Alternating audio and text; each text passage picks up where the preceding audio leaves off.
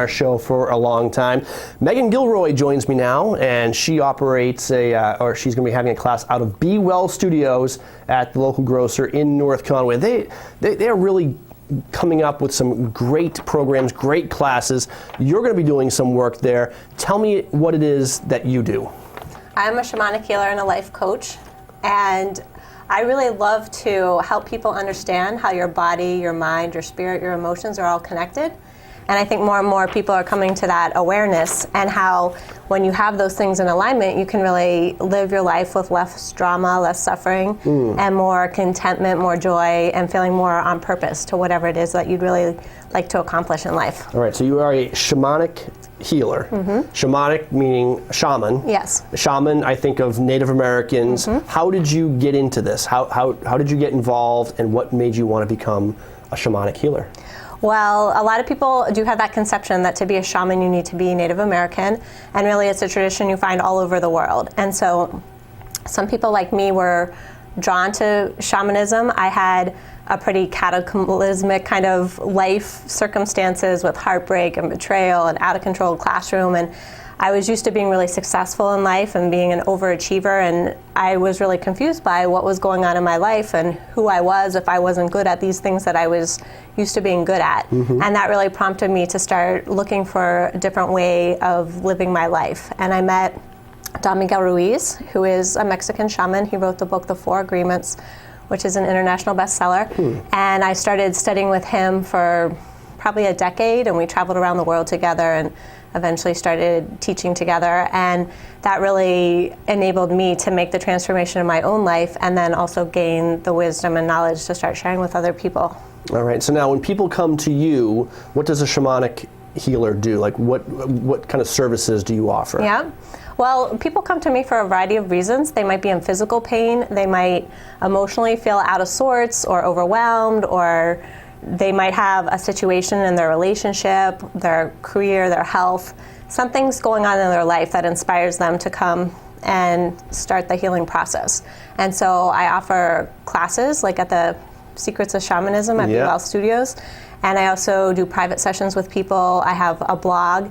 And one of the things that shamans traditionally used was a medicine bag. And since I'm a contemporary shaman, you can actually go to my website, shamangirl.com, and get a free digital medicine bag that you can use at home. What are some of the items that you've brought here? We're going to get more into shamanism and some of the things that you do, but I'm really intrigued by what we have here on the table. So this is sage, and it's an herb that's been dried, and people use it to clear. So it could be your own energy, it could be the energy in your house, and it's just a way, it smells amazing, and it's just a way to clear out energy and create some openings. Sure, leave that there for 1 second. Hans is going to cut to a close-up. There we go. You can see it over there in that monitor a little bit. So that is the sage. Yes. And what else do we have here? And then I also have... Because this, when I think of shamanism or shaman, this is the image that pops into my mind. So this is a hawk wing. And this was given to me by my teacher. And again, if I'm working with somebody and it really feels like they need to have bigger energy or the energy needs to be cleared, then this is something that I would use to help facilitate that process. Beautiful. You gotta get in there. Why is why are animals like the hawk chosen? Like, what, I don't know, is there some significance with the hawk? Yes, definitely. In our tradition, we talk a lot about the eagle. And so if you think about your life, if you're having a problem in your life, oftentimes you're so absorbed in it, you can't really see a different solution, you feel really stuck. And if you think about an eagle flies up very high, and they're able to see for miles around, and then when they spot what they want to go for, their prey, they'll dive down and go for it. And so I think that's an analogy for your everyday life. If you have that ability to step back and look at your life from a bigger perspective and maybe understand what's going on from a different point of view, then you can actually make some shifts that are beneficial and could bring less suffering and more happiness into your life. And this, what is this? And this is a rattle. So a lot of times shamans use sound in order to take you into a deeper state. And so what I really like to do with people is take them on shamanic journeys And that means that we go into a meditative state where you can start hearing information from your intuition or your inner knowing, and that enables you to maybe connect to your heart or connect to another part of you, your spirit, and share that information in your everyday life. So you might get some really juicy piece of information that you could use in a relationship or in making a decision about your career or how you might solve a problem. All right.